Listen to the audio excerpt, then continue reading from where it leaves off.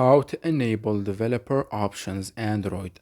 That's what I will show you in this video. But before we begin, make sure to subscribe to the channel and ring the bell to get notified whenever a new video is uploaded. With that said, let's get started. So go ahead and open up your settings and then scroll all the way down and click on About Phone. Once you are on this page, click on Software Information, and here you will see the build number option.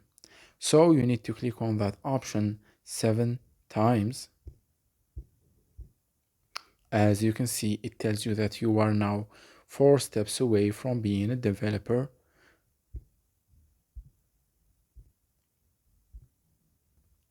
And once you click on it 7 times, it might ask for a confirmation, such as your password or a model.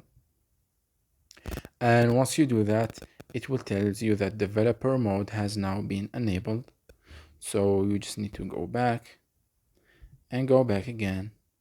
And once you're here, just scroll down and you will see that the developer options has been enabled, and you can use it for whatever stuff you want to do. So that was it for this video. That's how you can activate the developer options in your Android phone. If you have any questions, please leave them in the comment section down below. With that said, see you in the next video.